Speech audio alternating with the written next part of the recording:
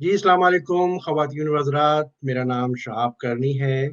ٹیلی vision I-95 USA کے Washington studios میں، virtual studios میں آج میں موجود ہوں۔ آج ہم نے جو ٹاپک خواتین و حضرات چنا ہے وہ ساؤتھ ایشیا کے حوالے سے جو جیو پولیٹیکل منظرنامہ ایمرج ہو رہا ہے، حالات جس تیزی سے بدل رہے ہیں، اس ٹاپک کے حوالے سے بہت سے جو ہمارے دیکھنے اور سننے والے ان کے لیے یہ ٹاپک نیا بھی ہو سکتا ہے۔ تو جو ٹاپک ہے کہ پاکستان کس طرح افیکٹ کر رہا ہے، ایک ٹرم یوز ہو رہی ہے، Pakistan and the fifth generation وار۔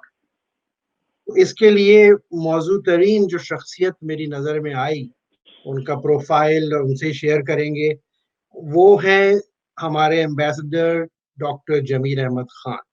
تو ٹاپک میں نے آپ کو بتا دیا۔ ڈاکٹر صاحب، welcome to our virtual studios. لیکن میں چاہ رہا ہوں کہ آپ اپنا تعارف کرائیے تاکہ ہم کنیکٹ کر سکیں ہمارے دیکھنے والے اور سننے والے کہ when I describe کہ جمیل Ahmad Khan is the right person to explain this phenomena، تو کیا compatibility ہے۔ Go ahead ڈاکٹر صاحب۔ Simply, I started my career from the armed forces and then switched over to civil services of Pakistan. And after serving for about a couple of years, I then joined the United Nations as an international civil servant and remained country head in various countries. And finally, I became an ambassador and was able to remain an envoy of Pakistan, Libya, Malta, and UAE. So that's how the entire span of life is covered. And some of my courses and some of my qualifications, I'm still a student of international affairs and international law. So that's how it is, Shah. Doctor صاحب یہ بتائیے ambassador صاحب کہ یہ جو term ہے fifth generation وار، ذرا سا بتائیے ہمارے دیکھنے والوں کو کہ یہ ہے کیا۔ دیکھیے، جس طرح کے مختلف ادوار میں پوری دنیا اور دنیا اقوام وہ ایک ارتقائی مراحل سے گزرتی ہے، بنی نوع انسان ایک ارتقائی مراحل سے گزرتا آ رہا ہے اور چند دہائیوں کے بعد ایک نئی جنریشن آ جاتی ہے، ہر 2، 2.5 اور 3 دہائی کے بعد ایک نئی جنریشن۔ اسی طرح چند برسوں اور چند دہائیوں کے بعد یہ جنریشن وار کی جنریشن بھی چینج ہو جاتی ہے، کیونکہ جیسا میں نے کہا کہ دنیا نام ہے ایک ارتقاء کا، یعنی کہ ایوولوشنری پروسیس، ترقی کے طرف گامزن جو ہے۔ اسی طریقے سے ترقی جب ہوتی ہے، جس طرح کہ آپ کو اس ففتھ جنریشن وار کو سمجھانے کے لیے مختصر یہ سمجھنا پڑے گا، حالانکہ یہ بہت کمپلیکس ایشو آپ نے آج جو ہے چنا ہے۔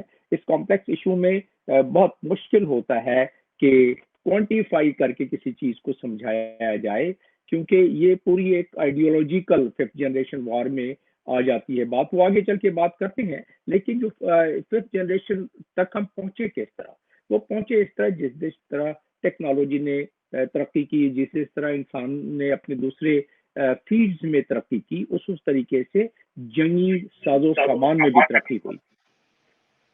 اور جنگی ساز و سامان میں پہلی جنگ جو فرسٹ ورلڈ وار تھی، اس میں لوگ آمنے سامنے آ کے نیزے، تلوار، ڈھالیں، اس سے تیر کمان، اس سے لڑا کرتے تھے۔ اور پھر اس کے بعد دوسری جب جنگ یعنی سیکنڈ جنریشن وار ہوئی تو اس میں بارود کا ایجاد ہو گیا، یعنی مسکٹ رائفل وغیرہ شروع ہو گئی، کچھ بندوقیں شروع ہو گئیں، کچھ توپ چھوٹے موٹے شروع ہو گئے۔ تو اس طرح سلسلہ یہ ہوا۔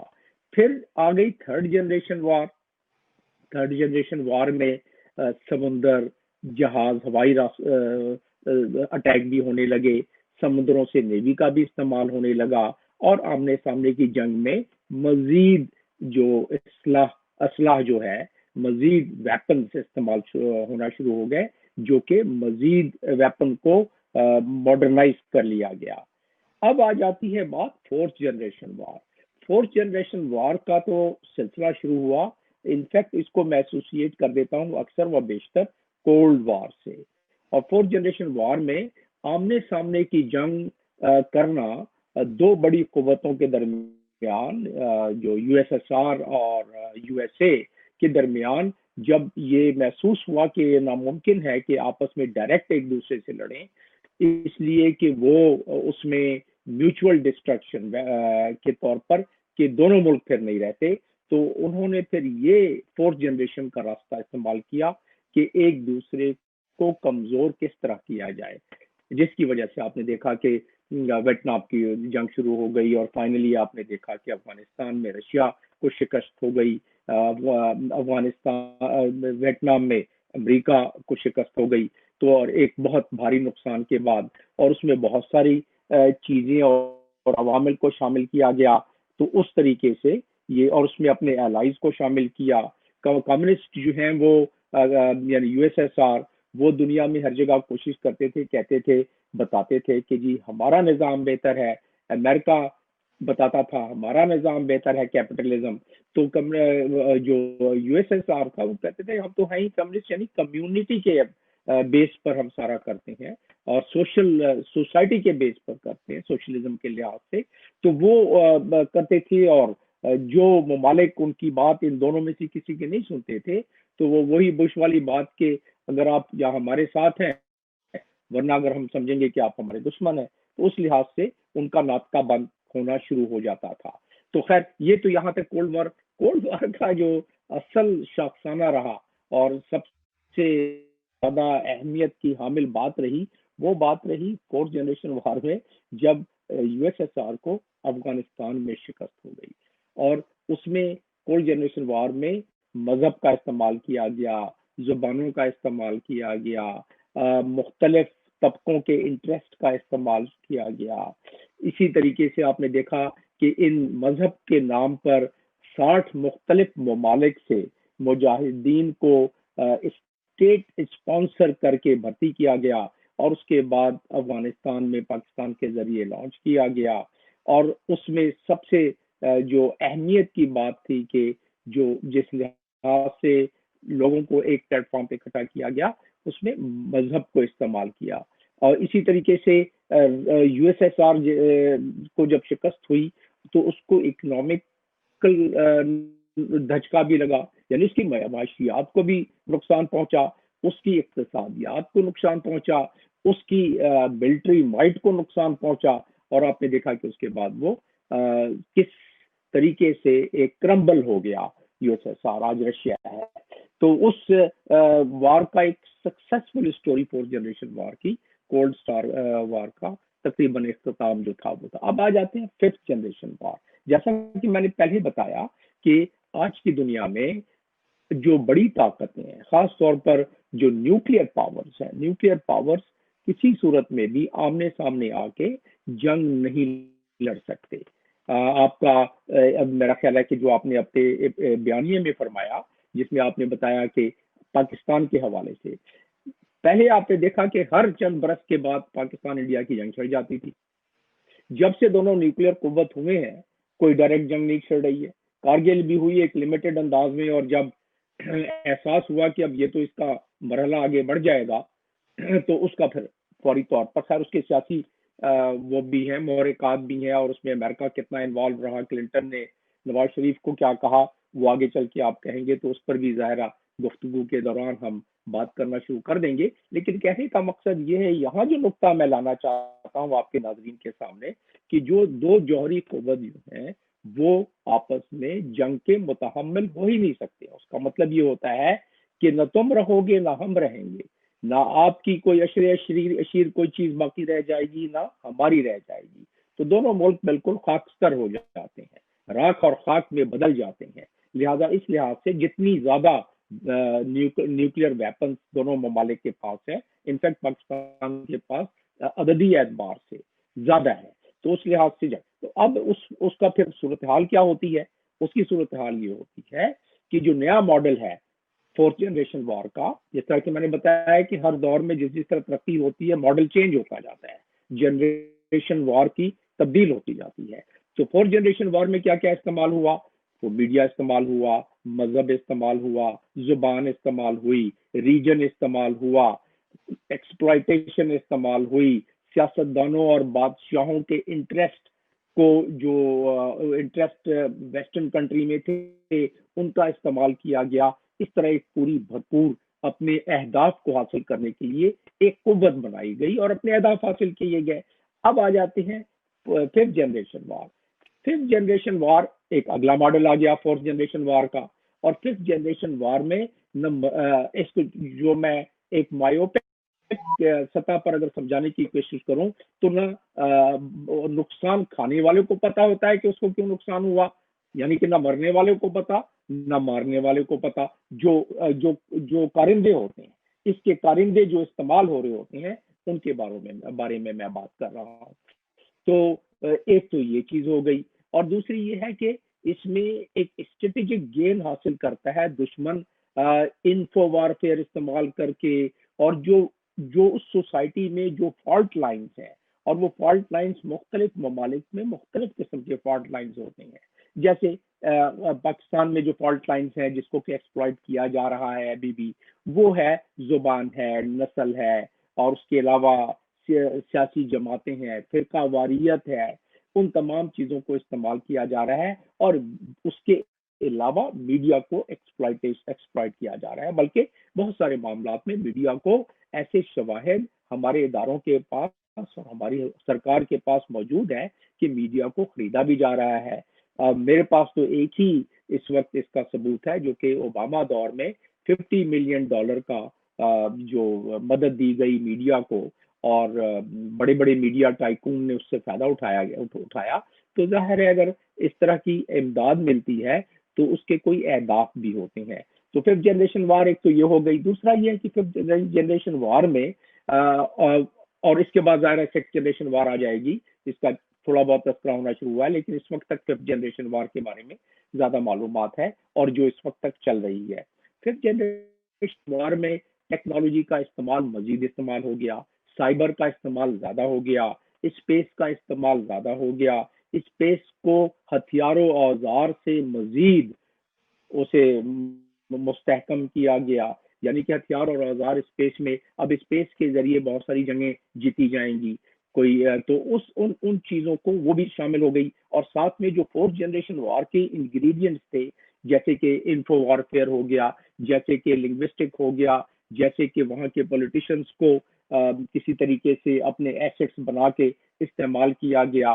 میرا اشارہ ایون پرائم منسٹر لیول پہ جو ڈان لیگز کا ہے, اگر آپ اس کو گہرائی میں جائیں اور ایگزامن کریں, سیاستدان تو اس پہ کوئی اور بات کر سکتے ہیں, لیکن ایز اے پروفیشنل اس کو آپ کو ریلیٹ کر سکتے ہیں ففتھ جنریشن وار سے. جنرل مشرف کے زمانے میں NRO کا دینا, کرپشن کو ایک لیگل فارم دینا, یہ ففتھ جنریشن وار کی. ملک کو ایک نظام کے تحت پھر ففتھ جنریشن کے اسٹرینتھ دے کے مختلف پاورز جو اپنے اہداف حاصل کرنا چاہتے ہیں, ان اہداف کو حاصل کرنے کے لیے وہ پاور ان سیاستدانوں کو اس لحاظ سے پروٹیکشن دیتے ہیں کہ آپ ملک کا پیسہ لوٹو, جہاں جا کے رکھو تمہیں پروٹیکشن ہے.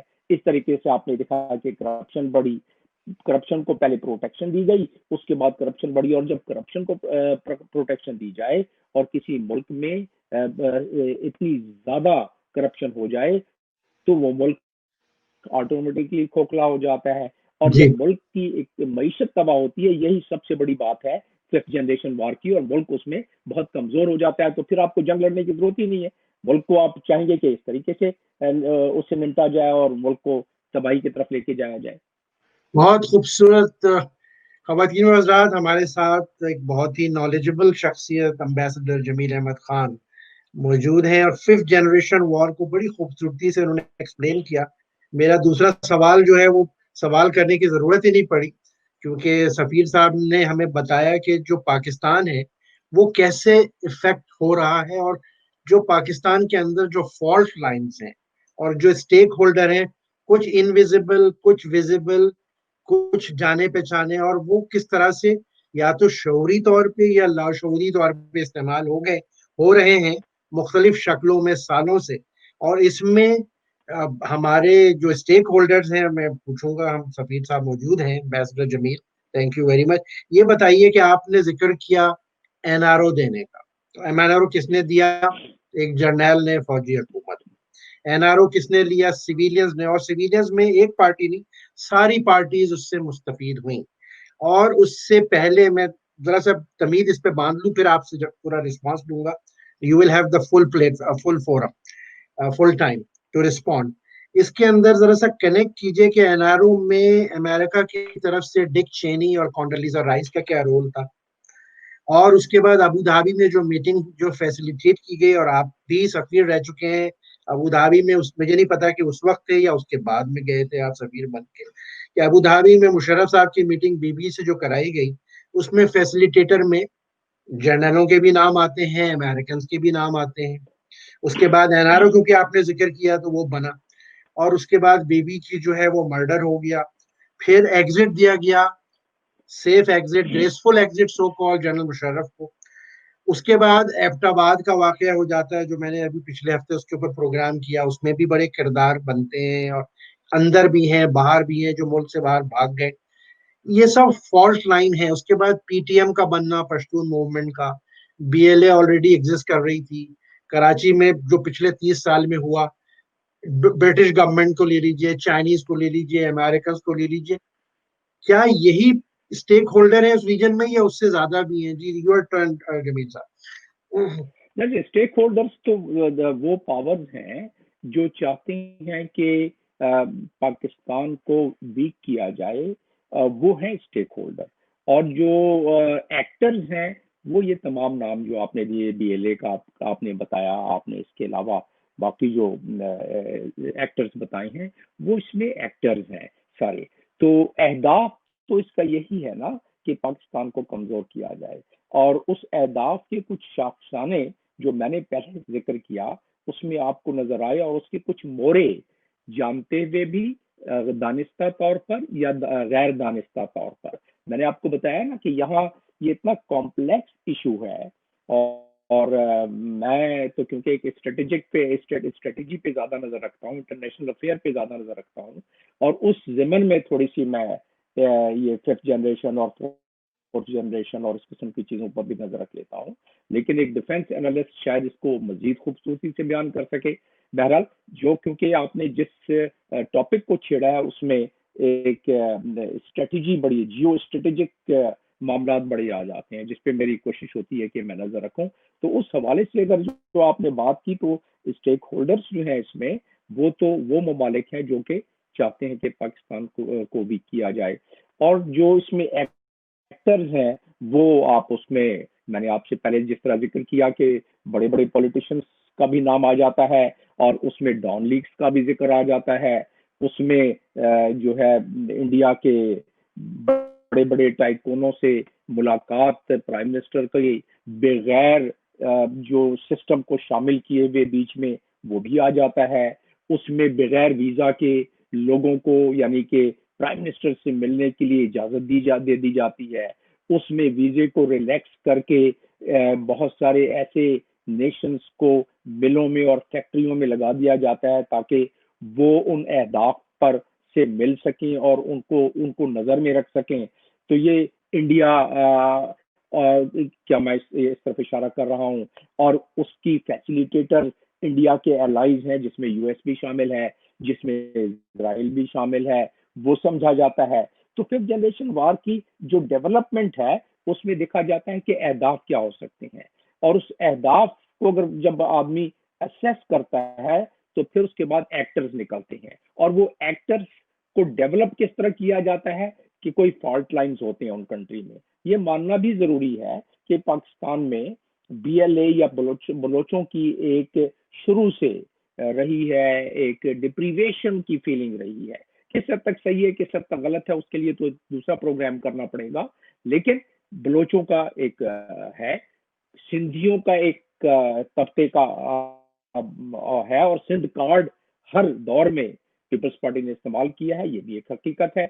اسی طرح جب نواز شریف تھا تو جاگ پنجابی جاگ تیرے پگ نو لگ گئی آگ کا نعرہ بھی ہم نے سنا, تو وہ بھی پنجاب کارڈ بھی استعمال ہو جاتا ہے. یہ ساری کی ساری چیزیں فالٹ لائن کہلاتی ہیں, اور ان فالٹ لائن پر 5th جنریشن وار میں ان کو ایکسپلائٹ کرنے کے لیے ٹولز موجود ہیں, اور وہ ٹولز موجود ہیں جو ابھی میں نے ذکر کیا کہ انہی پولیٹیشنز کو اتنا مضبوط کر دیا جائے کہ جب اپنے اہداف کے طرف منزل کے طرف جانے کا وقت آئے تو ان سے امبریلا کے طور پر پروٹیکشن دلوائی جائے اپنے ایکٹرز کو. اب محمود خان اچکزئی چاہے ہو جائے, چاہے ڈی ایل اے کے لوگ ہو جائیں, چاہے اسفندیار ہو جائیں, چاہے باقی لوگ ہو جائیں, بہت دفعہ ایسی چیزیں کر جاتی ہیں جس کو کہ ایسی گفتگو اور ایسے اسٹیٹمنٹ دے جاتے ہیں جس کو کہ پاکستان کی اینیمیز, یعنی جو پاکستان کو اس کی بقا کے لیے خطرہ سمجھے جاتے ہیں جیسے انڈیا, تو اس کو ایکسپلائٹ کرنے میں آسانی ہو جاتی ہے, اس کو سیکیورٹی کاؤنسل میں بھی کوٹ کرنے میں آسانی ہو جاتی ہے, اس کو یہ بتانے میں آسانی ہو جاتی ہے کہ ہیومن رائٹس کا مسئلہ پاکستان میں پڑ گیا, اس میں انڈیا کو یہ پروپیگنڈا کرنے میں آسان. جی ڈاکٹر صاحب, آپ کہہ رہے ہیں کچھ؟ جی میں یہ کہنا چاہ رہا ہوں کہ آپ نے جو بات کی وہ ایک سویلین پولیٹیشینز کے حوالے سے ضرور کری. ان کا یہ کہنا ہے, اور یہ بالکل it will be totally your comfort level کہ آپ کیسے رسپونڈ کیجئے, ان کا یہ کہنا ہے کہ جی ایبٹ آباد کا واقعہ ہوا, اسامہ کو 5 سال ایبٹ آباد میں رکھنے کا واقعہ ہوا, بینکاک میں ایک میٹنگ ہوئی 2 اسپائی ایجنسیز کے ہیڈز کے درمیان, اجیت دوگل اور دورانی, تو وہ یہ کہتے ہیں کہ جی بہت سے لائز اینڈ ڈسیپشن اور جھوٹ اور یہ ایکسپلائٹیشن تو دوسرے جو پارٹی ہے پنڈی کی ان کی طرف سے بھی ہو رہے ہیں, تو ہر ملبہ سویلین کے اوپر کیوں ڈالا جائے, نمبر 1. دوسرا, آپ نے بات کی کہ بعض اوقات سویلین لیڈرشپ ایسی بات کر جاتی ہے جو دوسری اسٹیک ہولڈرز ہوتے ہیں وہ ایکسپلائٹ کرتے ہیں. ابھی ریسنٹلی عمران خان جب یونائٹڈ نیشن آئے تھے, پہلی دفعہ انہوں نے تقریر کری, تو انہوں نے یو این کے پلیٹ فارم سے یہ کہا کہ القاعدہ کو بنانے میں, طالبان کو بنانے میں آئی ایس آئی کا ہاتھ ہے, اور عمران خان کو بنانے میں تو خود آئی ایس آئی اور فوج کا ہاتھ ہے, جنرل باجوہ کا ہاتھ ہے, جو مصدقہ حقیقت نظر آ رہی ہے سامنے. کیا کہیں گے آپ سفیر صاحب؟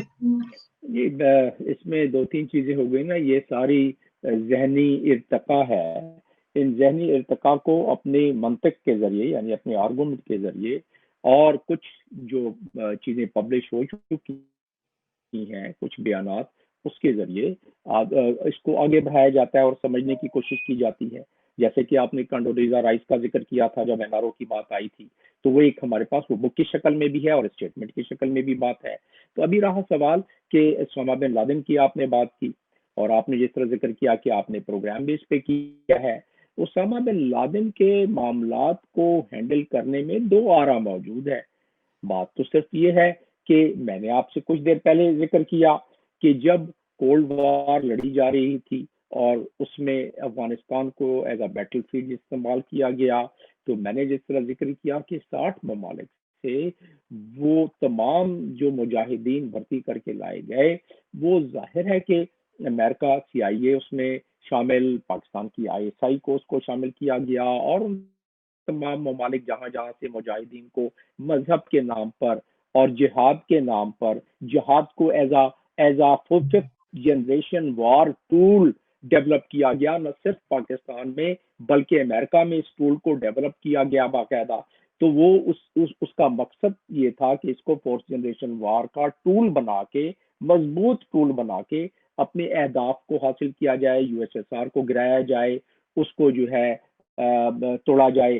تو یہ اہداف ادھر رہے. اب رہا سوال کہ آرمی کو اگر یہ تصور کر لیا جاتا ہے کہ آرمی کو علم تھا, تو پھر یہ بھی تصور کرنا چاہیے تھا کہ it was in collaboration with the Americans, اور اس کولیبریشن میں ایک تھیوری یہ ہے کہ وہ چاہتے تھے کہ کسی خاص اسٹیج پر, کسی خاص ٹائم پر, ایسے ٹائم پر اس چیز کو, اس آپریشن کو کیا جائے یا اس کو منظر عام پر لایا جائے, اس معاملے کو, جب اس کا کوئی بینیفٹ مل سکے, خاص طور پر چاہے وہ اوباما ایڈمنسٹریشن, اس وقت اوباما ایڈمنسٹریشن تھی اس کو.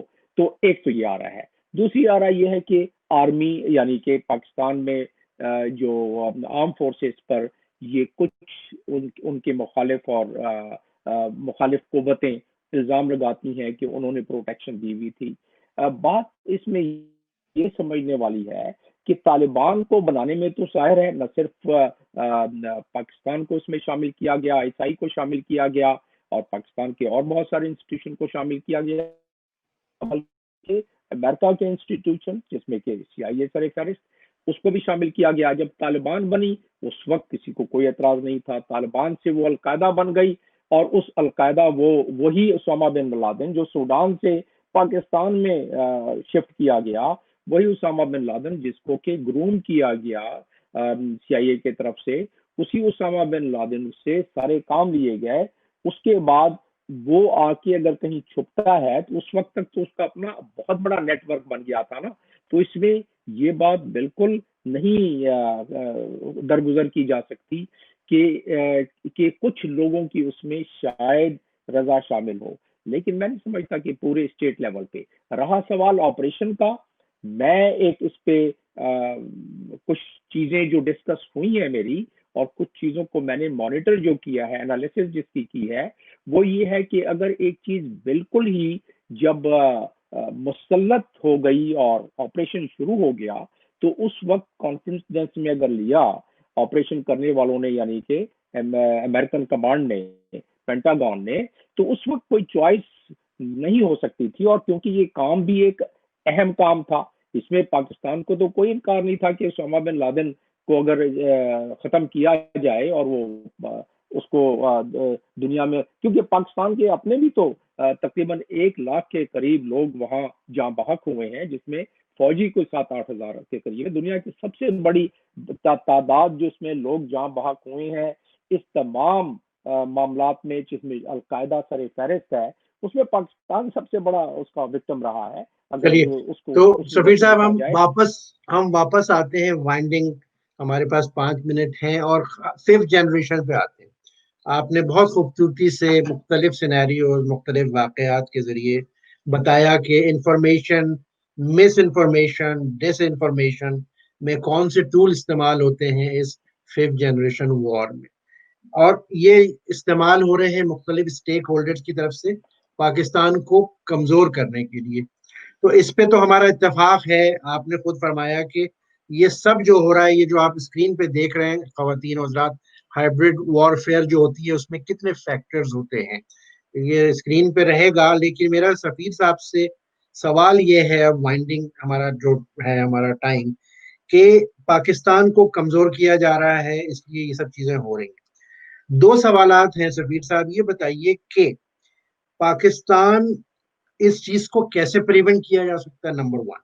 دوسرا، جو عوام الناس ہیں یا اوپینین میکر ہیں، جو اوپینین میکر سے مطلب یہ نہیں جو پنڈی میں بیٹھے ہوئے ہیں یا پرائم منسٹر سیکریٹریٹ میں ہوتے ہیں یا ہمارے فارن افیئرز میں ہوتے ہیں، بلکہ جو لکھنے پڑھنے والے عام طور پر میڈیا کے لوگ ہیں، ان میں یہ کیسے شعور پیدا کیا جائے جو آپ نے گفتگو فرمائی ہے. What is the prevention road map for all this? Go ahead. یہ تو اسٹیٹ فارورڈ ہے. اس پہ تو آدمی سیاق و سباق کے ساتھ پروپوز کر سکتا ہے کہ ہمیں کیا کرنا چاہیے. لیکن اس سے پہلے جو کمپلیکس ایشو آپ ڈسکس کر رہے تھے اس پہ چند جملوں کی میں اضافہ کرنا چاہوں گا کہ اہداف، ایک جو انٹرنیشنل طاقتوں کے اہداف جیسے کہ امریکہ کے اور ان کے الائز کے اہداف ہیں کہ BRI جو بیلٹ اینڈ روڈ ہے وہ اگر تکمیل پر پہنچ گیا اور اگر اس کا جو آخری سیگمنٹ ہے روڈ کا سی پیک اگر وہ بھی تکمیل ہو گیا تو چائنا پھر اس کو کوئی نہیں روک سکتا آئندہ چند برسوں میں دنیا کی یونیپولر طاقت ہونے میں کوئی نہیں روک سکتا. معیشت میں تو آگے بڑھ ہی گیا ہے. تو اس چیز کو بھی چیک کرنے کے لیے اگر پاکستان ویک ہو جاتا ہے تو اس میں سی پیک بھی ویک ہو جاتا ہے، BRI بھی ویک ہو جاتا ہے. اور اس وقت ہم چاہیں یا نہ چاہیں ہمیں یہ ماننا پڑے گا کہ ہم چائنا کے ساتھ ہماری رغبت اور ہماری انسیت اور اس بلاک میں ہم زیادہ شامل ہیں اس وقت. گو کہ ایز اے ڈپلومیٹ میں سمجھتا ہوں کہ ہمارے روابط امریکہ کے ساتھ بھی بہتر رہنے چاہیے اور امریکہ کے ساتھ ہماری بہت ساری ہم آہنگی ہے. لیکن بہرحال حالات اور واقعات نے ہمیں اس نہج پر پہنچا دیا ہے کہ ہم اس بلاک میں اب اپنے جانتے ہوئے یا نہ جانتے ہوئے، چاہتے ہوئے نہ چاہتے ہوئے، مجبوراً یا عملاً ہمیں شامل ہونا ضروری ہو گیا ہے اس میں. اور اسی وجہ سے ہم اس وقت ECO کے بھی ممبر ہیں اور SCO کے بھی ممبر ہیں. سر یہ ایک دوسرا ٹاپک ہو جاتا ہے. آپ کی بات جو کہ بڑی سادہ اور عام فہم طور پر اگر ہم پروپوز کریں، اس وقت سب سے بڑی بات دیکھیں پاکستان یا دنیا میں زیادہ تر ممالک میں کانسٹیٹیوشن ہے، دستور ہے ان کا. وہ کانسٹیٹیوشن ہوتا کیا ہے؟ Constitution is an agreement between the people and the state. State کی کچھ رسپانسبلٹی ہوتی ہے اور کچھ لوگوں کی رسپانسبلٹی ہے. اسٹیٹ کی رسپانسبلٹی ہوتی ہے کہ لوگوں کو جو بیسک ایمنٹی ہے جو کہ انشرائنڈ ہے کانسٹیٹیوشن میں, جیسے آرٹیکل 38 ہے پاکستان کے اسلامک ریپبلک آف پاکستان کے کانسٹیٹیوشن آرٹیکل 8, اس میں یہ دیا گیا ہے کہ ہر شخص کو روٹی ملے گی اور اس کو شیلٹر ملے گا, اس کی ایجوکیشن, آرٹیکل 19 میں ایجوکیشن کی گارنٹی دی گئی ہے. تو چند گارنٹیز دی گئی ہیں, تو ان گارنٹیز کی طرف جو پچھلے 3 دہائیوں سے 4 دہائیوں سے ملک نے وہ وسائل نہیں رکھے اپنے پاس, اور ملک کی جو لیڈرشپ ہے انہوں نے توجہ نہیں دی, جس کی وجہ سے آج جو دیگر صورتحال ہے تعلیم میں, صحت میں اور باقی معاملات میں اور معیشت میں وہ ہے. تو سب سے بڑی بات یہ ہے کہ ٹرسٹ ڈیولپ کرنا پڑے گا between state and the people. اس ٹرسٹ ڈیولپ کرنے کے لیے اسٹیٹ کو سالڈ امپروومنٹ جو ذرائع اسٹیٹ کے پاس ہیں اس کے مطابق ایک روڈ میپ کے ساتھ عوام الناس کو کانفیڈنس میں لینا ہوگا. اس کا دوسرا پہلو جو آپ کے سوال کا ہے وہ یہ ہے کہ لوگوں کو کس طرح اویئرنیس کریٹ کی جائے. اویئرنیس کریٹ کرنے کے جو ٹولز ہیں وہ موجود ہیں. آپ کالجز سے شروع کریں جہاں سے لوگوں کو سمجھ آنی شروع ہو جاتی ہے کہ وہ کس طرح استعمال ہو سکتے ہیں دوسروں کے ہاتھوں, دشمنوں کے ہاتھوں. تو کالجز سے آپ اس کو ایجوکیٹ کرنا شروع کریں. پھر آپ کے پاس ایک بہت بڑا پلیٹ فارم ہے جس کو کہ ہم نے اس میں پھینکا ہوا ہے باہر نکال کے ردی کی ٹوکری میں. وہ ٹول ہے آپ کا لوکل گورنمنٹ کا. یو سی لیول سے آپ لے کے اور پروونشل لیول تک آپ کا ایک نیٹ ورک ہے جو آپ عوام تک پہنچ سکتے ہیں. آپ کے پاس لسٹنگ ہے, آپ کے پاس شناختی کارڈ, ہر آدمی پاکستان میں 99% لوگ رجسٹرڈ ہیں. وہاں تک آپ کی آؤٹ ریچ پہنچانے کا ایک ہی ٹول ہے, اور وہ لوکل گورنمنٹ جو آپ کے قانون اور دستور میں دیا ہوا ہے اس کو آپ امپلیمنٹ کر دیں. تو اس کے ذریعے, اس پلیٹ فارم کے ذریعے, اس ٹول کے ذریعے آپ لوگوں کو آگے دے سکتے ہیں کہ یہ جو بی ایل اے ہے یا یہ باقی جو جی ایس این ہے یا باقی ایم کیو ایم ہے یا باقی جو ایسے افراد ہیں جیسے پشتین وغیرہ, تو پھر پی ایس ایم وغیرہ, تو اس کی مضر اثرات ملک پہ پڑنے سے بچانے کے لیے کیا کرنا چاہیے. لیکن اس کے لیے ضروری ہے کہ جو کاؤنٹر پروپیگنڈا دیتے ہیں, یہ خاص طور پر جو انسرجنٹس جن کو ہم ڈیفائن کرتے ہیں, جو کاؤنٹر پروپیگنڈا وہ دیتے ہیں, اس کو نفی کرنے کے لیے آپ کو لوگوں کے ساتھ آؤٹ ریچ کرنا پڑے گا. ان کے کانسٹیٹیوشنل گارنٹی کو آپ نے انشور کرنا ہوگا. اس صورت میں جا کے آپ کہیں یہ آخری آپ کے جو 2 پہلو ہیں سوال کے, 2 باتیں ہیں, اس طریقے سے آپ لوگوں کو آگہی بھی دے سکتے ہیں اور لوگوں کی آپ سوچ کو بھی بڑھا سکتے ہیں اور لوگوں میں وطن کی محبت کو مزید بڑھا سکتے ہیں. خواتین و حضرات, آپ نے دیکھا اور سنا, امبیسڈر جمیل احمد خان آج ہمارے ساتھ موجود تھے. امبیسڈر صاحب, میری طرف سے کمپلیمنٹ ہے کہ بڑا خوبصورت اور آرٹیکولیٹ طریقے پہ آپ نے بتایا ہے. میرے جیسے کم فہم آدمی کے بھی سمجھ میں بہت سی چیزیں آ گئی. اس سے کمپلیمنٹ ٹو یو. تو اس نوٹ کے اوپر واشنگٹن سے شہاب کرنی کو اجازت دیجیے. انشاءاللہ سفیر صاحب, ہم آپ کو آئندہ بھی کچھ امپورٹنٹ ٹاپکس کے اوپر انوائٹ کرتے رہیں گے. But we are so honoured and grateful کہ آج آپ نے ہمیں جوائن کیا. خواتین حضرات, شہاب کرنی کو اجازت دیجیے. انشاءاللہ اگلے ہفتے ایک نئی سٹوری اور ایک نئے سیگمنٹ کے ساتھ آپ کی خدمت میں حاضر ہوں گا. اپنا بہت خیال رکھیے گا. Thank you very much.